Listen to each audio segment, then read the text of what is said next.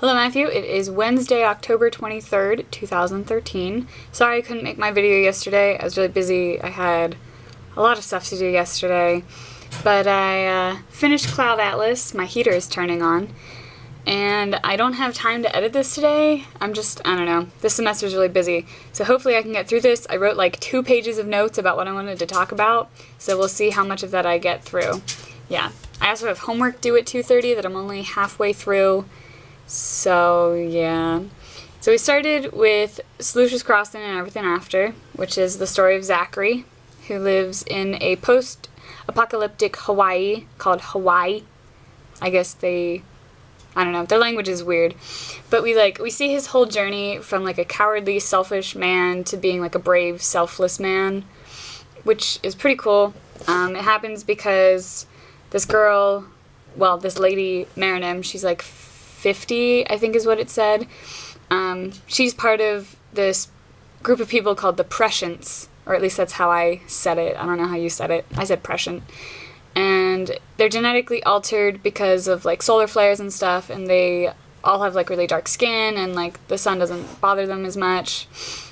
And she decides to live with Zachary's tribe for 6 months in Hawaii. And a lot of stuff happens, and like Zachary doesn't believe that she's there to help them, and then it turns out she is. And then there's this other tribe of like cannibalistic people who live on a different island, but they like keep attacking Zachary's tribe, and they pretty much kill everyone in Zachary's tribe except him and Marinim because they're away. And yeah, he just kind of transforms, and it's a very interesting story. It's kind of hard to read because David Mitchell used a different type of English. It's like reading Huck Finn. It's hard, and you have to get used to it, and then you get used to it, and it changes. So, one thing I was confused about with Zachary's story was that at the end he says, "Yea, my whole world and whole life was strength enough to fit in the O of my finger and thumb." And that's like the type of language they use, which I thought meant he was in outer space, and like the O in his finger and thumb, like the Earth would fit in that, and that's only possible from outer space. But as I was I'm ill also. As I was reading it again to make these notes, I thought maybe like he was in an airplane or something, or he was in like the Prescient's ship, and he could fit all of Hawaii into his finger and thumb, because later there's like a mini epilogue for that section where it's his son talking about how Zachary would always like tell stories, and like they probably weren't true, but like they found the orison of Sanmi in his stuff that he got from Marinim, because Sanmi was like their goddess, Zachary's goddess. Marinim also kind of worshipped Sanmi in that she believed in the message that Sanmi was trying to get across about everyone being equal. So that story kind of just goes the whole way through, because it's like the keystone. What is my computer doing? Because it's like the keystone of the whole book. Everything kind of like goes towards that in the middle. So then we go back to the orison of Sanmi 451, and it turns out that she and Heju are on the run from the government in Korea, except for it's called Neoso Corpus or something like that. Oh, my camera was on the shift key, which is why my computer was freaking out. So they alter Sanmi's face with surgery. Sorry, now I have to change my camera. Oh, jeez. Okay. I hope you can still see me. Can you still see me? You can still see me. So they alter her face. They go to this area out of the like main part of the country. It's where a monastery is, and Sanmi learns about like the different ways of life, like how people can live without like consumerism and entertainment, as they call it. It's very interesting. It says a lot about the way society is going right now, in that we're hard to entertain, like it takes a lot, and we're like really consumeristic right now, and it's just going towards a bad place. As you said, it's very George Orwell, it's very Ray Bradbury, all of those authors, it's very, very much like that.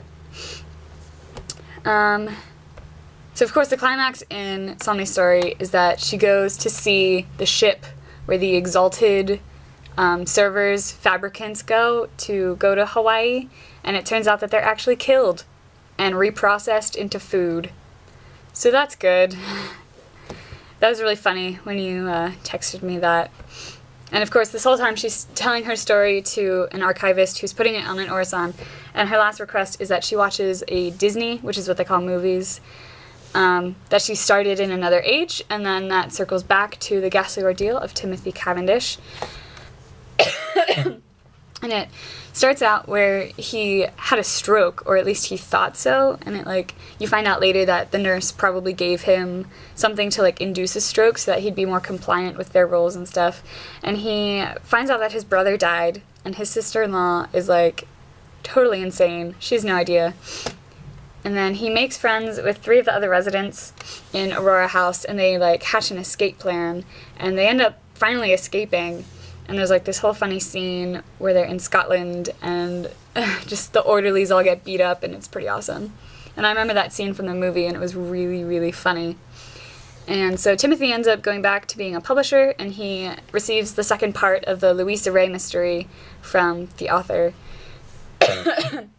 Then that goes back to Half-Lives, the first Louisa Ray mystery. And it starts with her getting out of the car, underwater, and she escapes. But then it turns out that Sixsmith is killed in a planned airplane explosion. So that sucks, because they were, kind of in love. And then Louisa finds a note with, a safety deposit box number on it. And she goes to the bank where that is. It's, outside of town, outside of the city. But these other people had, followed her there. And they were trying to get the Sixsmith report that she's trying to get. And so they go in, and they take it, and it turns out that it's actually a bomb. So it was good that Louisa didn't take it, because then the bank explodes. And she's, stuck under some stuff, and then this other guy, Joe Napier, comes and helps her out, and they're on the run. And they escape, and they contact Sixsmith's niece, Megan, and she tells them that, oh yeah, he always kept all this stuff on his boathouse, on, his yacht. I think it was called the Starfish. I don't know. And they, yeah, a lot of stuff happens. Yeah, when they're going to Sixsmith's boat, they walk past a renovated version of the Prophetess, which is Adam Ewing's boat. And Louisa has, this, moment of clarity, oh my gosh, I've been here before, because Adam Ewing is, her past life. Blah, blah, blah, stuff happens. Napier gets shot, and then he shoots the assassin while he's dying to save Louisa, and then there's this whole thing of, rebirth, where when Napier dies, this other lady, comes out of a coma. I don't really understand what happened there. And Louisa gets Sixsmith's niece to mail her the final letters from Zedelgem, and then that's the next chapter. I would also like to point out that Half-Life, which is in the title of the Louisa Ray part, is what it's called when a radioactive, element, when its radioactivity decreases by half, and it's, a certain amount of time, and it can be a really long time, it can be a really short time, so that I just wanted to point that out. Nuclear stuff. Uranium. Yeah, it all connects. Of course, it all connects. It's Cloud Atlas. So, Letters from Zedelgem. Vivian Ayres is ill. I think he has syphilis, something like that. And Robert is just so done with this. And he goes to where he thinks his brother is buried from World War I. Yes. And stuff happens. He's writing this sextet, which has overlapping soloists, which is the piano, clarinet, cello, flute, oboe, and violin. And I tried to figure out if that's the order of the chapters. I'm not really sure how each instrument lines up with each character, but that's pretty much what it is. It's oh yeah, I'm going to have these pieces, and each soloist interrupts the next one, and then they come back, and that's the setup of the book. So good job, David Mitchell, putting that in there. Stuff happens. Robert falls in love with Ayres' daughter, Eva. Turns out she's engaged to another guy, and he's just, super depressed. And then Ayres is yeah, I'm not going to credit you in any of my work, so good luck with that. And then he decides to go to a hotel and finish writing his Cloud Atlas sextet, which is what it's called, hence the title of the book. And it's referenced in every other chapter. I just didn't have time to go through and find those quotes. And before he kills himself, he realizes that a book is keeping the bed steady in the hotel room, and it turns out that the book is the Pacific Journal of Adam Ewing. So he goes to read that. I actually cried at the end of Letters from Zettelgem, just because I was really attached to Robert. And Sixsmith, who's like reading the letters, and Louisa, who's also reading the letters. So the Pacific Journal of Adam Ewing, his worm is getting worse or whatever, and they're on this island just south of the equator between New Zealand and Hawaii. Everything circles around Hawaii. What is with it? David Mitchell must really like Hawaii.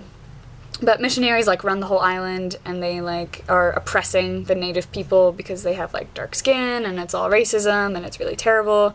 And then when they leave the island, this like cabin boy comes to talk to Adam, and Adam's like, oh yeah, like God forgives all sins, blah blah blah. What he doesn't realize is that the cabin boy is being taken advantage of by the other like crew members.